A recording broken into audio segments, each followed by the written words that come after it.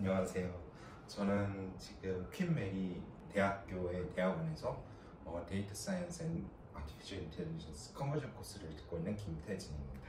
저는 회사 생활을 한 7년 동안 화장품 유통 회사에서 이제 MD로 그리고 또 상품 진열 담당자로 이렇게 대기업 과정을 거쳐서 근무를 했었는데, 아무리 그런 교육 과정이나 이런 거 있다 해도 사실 데이터를 활용해서 상품 진열이나 진열도를 짤 때 집중을 하게 되는 그런 업무들이 많았었거든요. 근데 데이터를 활용한다는 것 자체가 굉장히 흥미로운 일이었지만, 엑셀을 가지고 그 많은 데이터를 관리하고 또 내가 원하는 데이터로 가공을 하고 하는 게 너무 어느 순간부터 이제 한계가 느껴지더라고요. 그래서 조금 더 발전을 시키고 싶다, 나를 좀 더 성장하고 싶다, 이런 생각이 들어서 그러면은 좀 데이터 공학이나 아티피셜 인텔리전스 AI 쪽으로 한번 내 다음 30년의 커리어를 한번 생각해 볼까 하는 생각으로 좀 그게 전환점이 됐던 것 같습니다. 제가 이제 비전공자에서 그쪽을 가려는데 컨버전 코스가 좀 필수적인 부분이어서 컨버전 코스가 가능했던 리버풀과 퀸메리 지원하게 되었습니다. 퀸메리를 선택하게 된 이유는 런던에 직항이 있더라고요. 그래서 아무래도 리버풀까지 가는 데는 좀 경유나 아니면 직항이 없었던 걸로 제가 본 것 같아요. 그래서 런던을 선택하게 됐고, 근데 그거는 웃자고 사람들한테 하는 말이지만 제일 먼저 아무래도 런던은 영국의 수도이고 또 그 수도이다 보니까 좀 더 학문적인 부분과 또 다른 네트워킹적인 부분에서 많은 기회가 있을 거라고 생각이 들어서 런던을 고를 수밖에 없었던 것 같고요. 솔직하게 말씀드리면 비전공자가 이런 부분, 이런 특히나 우리 요즘에 핫한 데이터 사이언스 그리고 아티피셜 인텔리전스 쪽에 바로 가서 이해한다, 그리고 프로그래밍 코딩이 필요 없다, 뭐 코딩을 그냥 연습하면 된다, 제가 그걸 그렇게 말하는 건 좀 아닌 것 같고요. 왜냐면 컨버전 코스의 장점 중 하나가 저희 과의 요청 사항이었고, 저희가 좀 다른 과들보다 2주 먼저 시작했는데 그게 그 2주간 정말 마치 아카데미 학원처럼 거기서 스파르타식으로 이렇게 프로그래밍 코딩 같은 것과 그다음에 데이터 공학에 대해 필요한 통계학을 좀 더 전문적으로 집중 케어하는 그런 2주가 있었거든요. 그 와중에 과제가 있다 보니까 솔직히 우리가 코딩 알고 있죠. 그런 것들을 해야 된다 알고 있어서 유튜브를 키면은 프린트 헬로 월드 거기까지는 하지만 그 이상으로 넘어가려면 누군가의 그런 게 필요한데, 그런 과정이 있었기 때문에 다른 과랑 똑같이 이 기간 동안 그런 수업들을 듣는데, 정말 예전에는 100에 0 정도의 수준이었다 하면 내가 2주 후니 되니까 나 정말 많이 그래도 성장했다, 나 그래도 이 일원이 된 거 같은 느낌이다, 이게 뭐 저 스스로만 느꼈던 거고요. 그러면서 가장 좋았던 거는 1학기에는 데이터 마이닝 그리고 머신러닝 그리고 통계학 그다음에 프로그램 코딩, 이런 이 4개의 모듈을 배우고 있습니다. 근데 이 모듈이 정말 큰 장점은 강의가 있고, 강의가 있는 주에 그 강의에서 했던 내용을 컴퓨터실에서 같이 교수님하고 조교분들과 이렇게 실습을 하는 그 세션들이 다 있기 때문에, 궁금한 거는 이거 코딩이 안 된다, 이거 좀 가르쳐 줄 수 있냐, 이렇게 계속 물어보면서 계속 케어를 많이 받고, 또 저도 열심히 하려고 해서 이렇게 꾸준히 이렇게 할 수 있어서, 어렵다라는 단어보다 할 수 있다, 그 문장이 더 맞는 것 같습니다.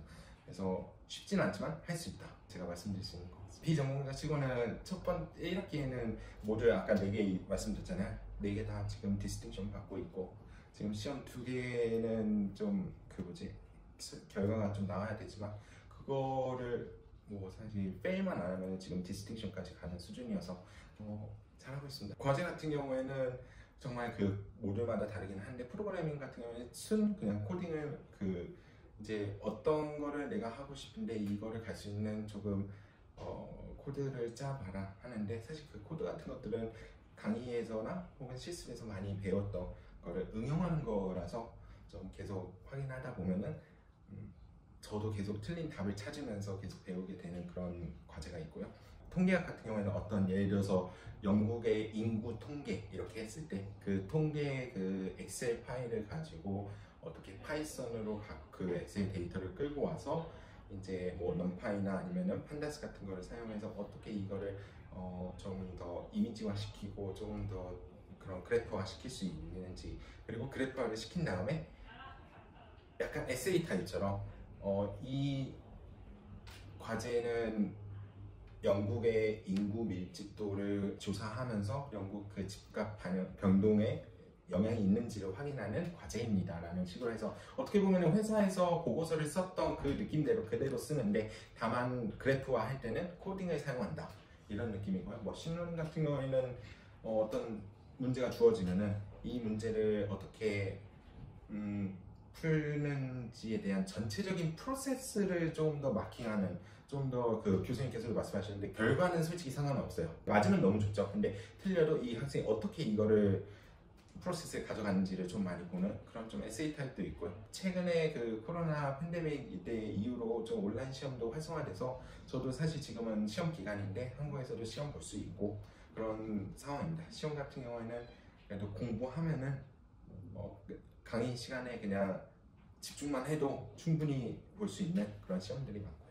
저는 제일 흥미로웠던 거는 학업적으로는 이제 Q&A에 가서 이게 데이터 마이닝에 관련된 거구나, 이게 머신러닝에 관련된 거구나, 이렇게 학업적으로 이론적으로는 갖고 갔지만 회사에서 제가 했던 분석이나 뭐 데이터를 보는 방법이나 이런 것들이 단순히 그냥 업무로만 생각했던 것들이 이게 이러이러해서 제가 배우고 있는 방법으로 사용했으면은 더 효율적으로 사용했을 수 있겠구나, 이런 좀 계속 비교를 하는 것 같아요. 그 비교를 하면서 실제로 그거를 한번 코딩을 해보고 이게 되네? 라고 했을 때 코딩이 되네가 아니라 내가 갖고 왔던 경험들이 이론과 경험이 융합되는 그 시점이 굉장히 짜릿합니다.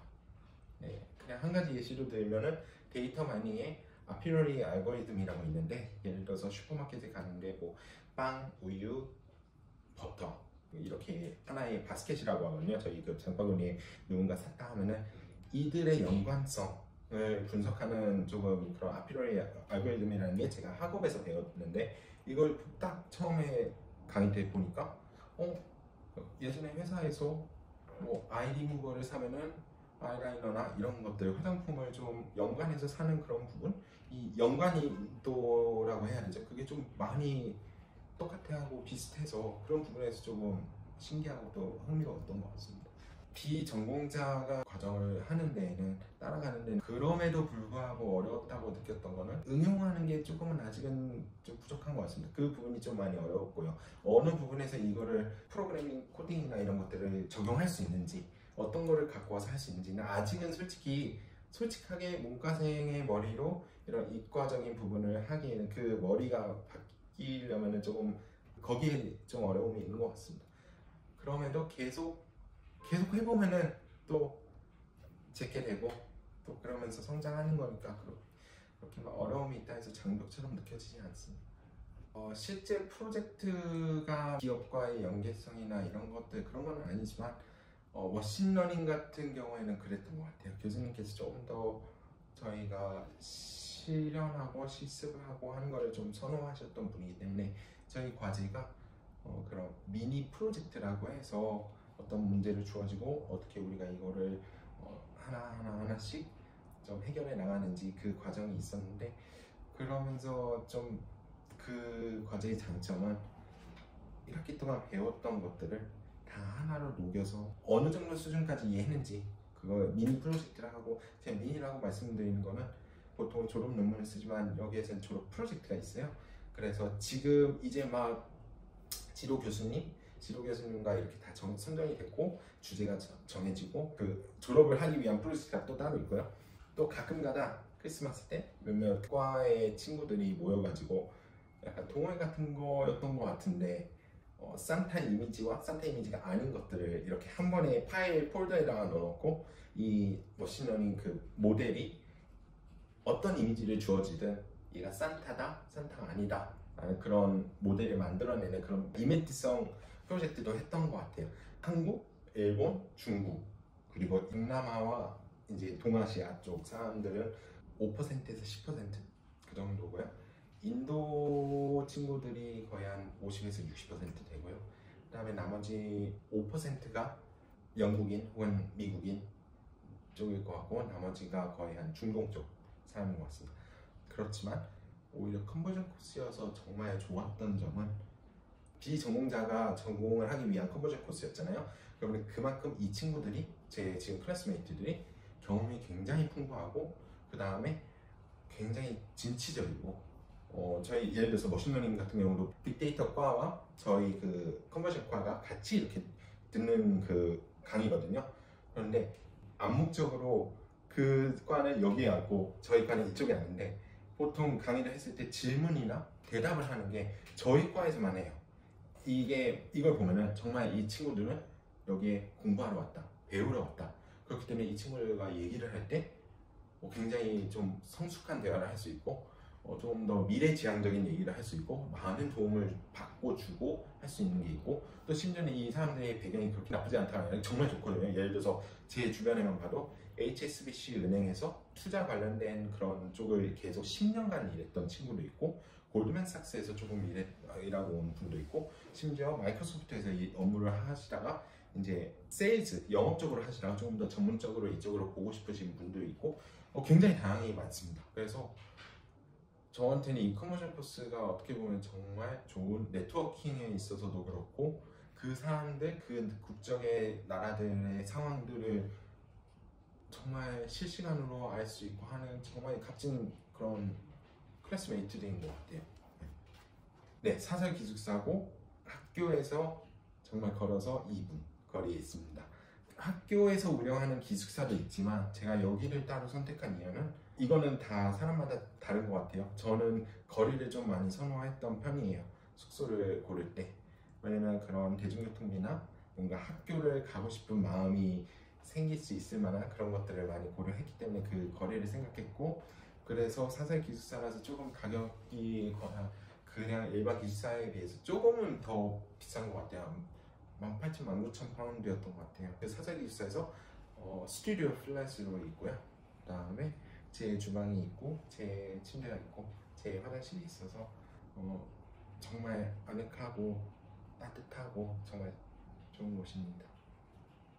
아무래도 제가 그런 아까 말씀드렸던 응용하는 능력 그게 좀 더 성장하고 싶은 부분이다 보니까 그렇게 소사이티는 하고 있습니다. 한 주간 배웠던 거를 계속 제 경험과 같이 접목을 시키니까 거기서 너무 흥미로운 것 같아요. 그래서 소사이티는 제가 응용력이 조금 떨어지는 것 같아서 그 부분 성장하고 싶어서 그것만 하고 있습니다. 거기서 데이터를 주어지고 프로젝트 같은 거를 주어지고 하면은 저희는 그거를 계속 풀면서 서로 그런 어떻게 보면은 솔직히 나중에 가서 만약에 이런 직업을 갖는다, 취직을 한다 하면은 그때 해볼 만한 거를 지금 하는 것 같아요. 좀 팀원들과의 이런 협력과 내가 이거를 해볼게, 어떻게 해볼게 이런 것들을 얘기해보면서 저도 그쪽에서 일해본 건 경험은 아니지만 그런 느낌이 들어서 조금 더 그런 프로젝트, 약간 미니 프로젝트를 좀 많이 하는 것 같아요. 경험이 있어서 리테일 관련해서 리테일과 AI 쪽이나 아니면 데이터 사이언스 관련해서 좀 융합할 수 있는 그런 직무를 좀 찾을 것 같고요.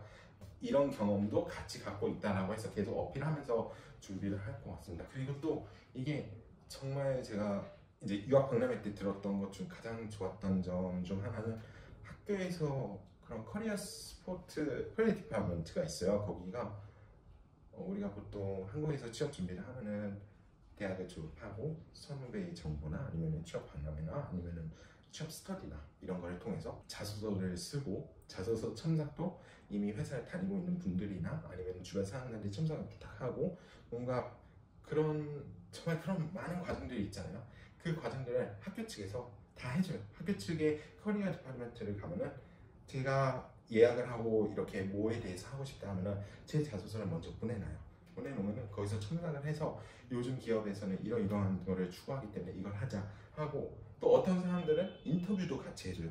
그래서 그 커리어 디파트먼트 사람들이 이제 인터뷰를 하는 거죠. 그리고 또 좋았던 거는 거기서도 네트워킹이 굉장히 잘 돼 있기 때문에 그런 네트워킹적인 부분에서도 좀 연결해주고 정보 얻게 해주고 그런 부분도 많은 것 같아요. 그래서 저 같은 경우는 좀 그 커리어 디파트먼트를 굉장히 잘 활용해야 할 것 같아요. 물론 쉽진 않지만 저는 굉장히 재밌고 흥미롭고 해요. 근데 그것까지 가는데 준비해야 되는 거는 솔직히 뭐 코딩 이런 것도 있겠지만 마음가짐인 것 같아요. 이게 저도 7년 동안 일을 이제 직장에서 있으면서 여기까지 그 유학을 결정하는데 솔직히 고민을 한 2년 동안 한 것 같아요. 근데 그 고민의 질문이 지금 뭔가 새로운 거에 좀 더 자극적이어서 그 유학을 생각하는 건지, 아니면은 앞으로 내가 정말 새로운 거를 배우면서 나를 좀 더 성장하고 싶은지. 저는 후자까지 갔는데 한 2년이 걸렸는데 그 마음가짐만 딱 잡으면은 유학 박람회 가는 것도 이게 어떠한 일정이 아니라 하나의 나의 그냥 목표를 다가는데 한 스텝 한 스텝 가는 거고, 또 거기에 가서도 만약에 안 풀리는 일이, 코딩할 때 정말 저도 많이 자괴감 느끼고 했는데 그때마다 그치 이게 당연한 거지, 내가 지금 이거를 배우러 온 건데 라는 생각이 계속 들면서 좀 그런 마음가짐이 항상 저한테는 동기부여가 됐던 것 같아요. 다른 뭐 우리가 그냥 많은 코딩을 조금 연습해오라 이런 것들도 있겠지만, 한 가지는 자신감? 자신감인 것 같아요.